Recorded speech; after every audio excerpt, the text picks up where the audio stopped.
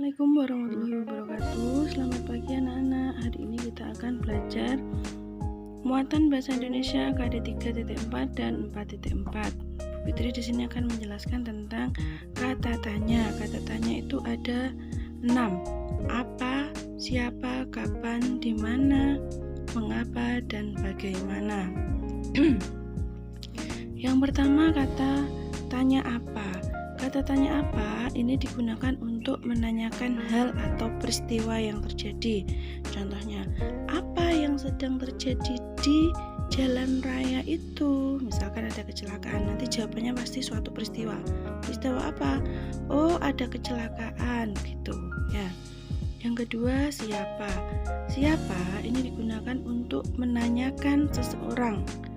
Pasti nanti jawabannya tuh nama orang, nama hewan, nama bunga gitu ya. Contoh, siapa yang sedang tertimpa musibah itu? Jawabannya pasti siapa, nama atau orang desa mana gitu ya. Yang ketiga, kata tanya kapan. Kata tanya kapan itu fungsinya untuk menanyakan waktu. Nanti jawabannya pasti tanggal, tahun, bulan, pagi, siang, sore gitu ya. Kapan terjadi kecelakaan? Oh, pagi ini, siang ini, sore ini gitu ya. Yang keempat, di mana? Di mana itu digunakan untuk menanyakan tempat. Jawabannya nanti di pasar, di jalan raya, di seperti itu ya. Yang kelima, mengapa? Kata tanya ini digunakan untuk menanyakan penyebab terjadinya suatu peristiwa. Mengapa kecelakaan itu terjadi? Pasti jawabannya nanti karena gitu, karena, oleh sebab dan sebagainya. Jadi yang terakhir, bagaimana? Bagaimana digunakan untuk menanyakan cara atau proses terjadinya suatu peristiwa. Bagaimana kecelakaan itu bisa terjadi? Kok karena ini? Jadi dijelaskan cara kenapa kok bisa terjadi, prosesnya itu loh. Karena kurang hati-hati sehingga ini menghindari apa dan sebagainya gitu.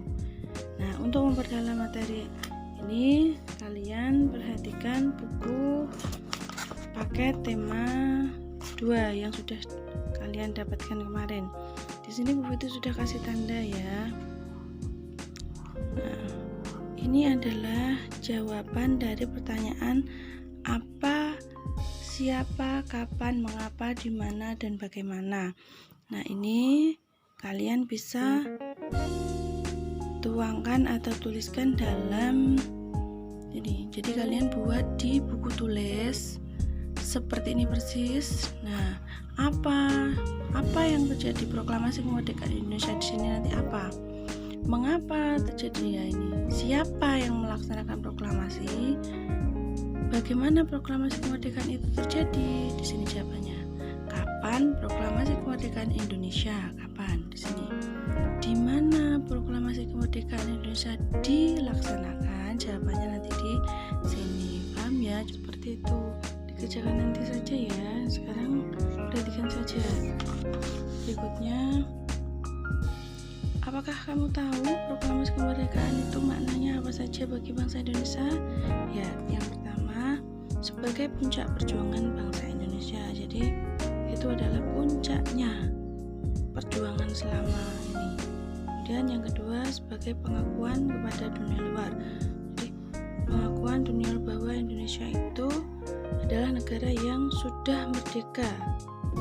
Dan yang ketiga, menaikkan martabat bangsa. Jadi martabatnya bangsa Indonesia itu jadi naik. Kenapa? Karena dia sudah bebas, tidak dijajah oleh negara lain. Dan Indonesia itu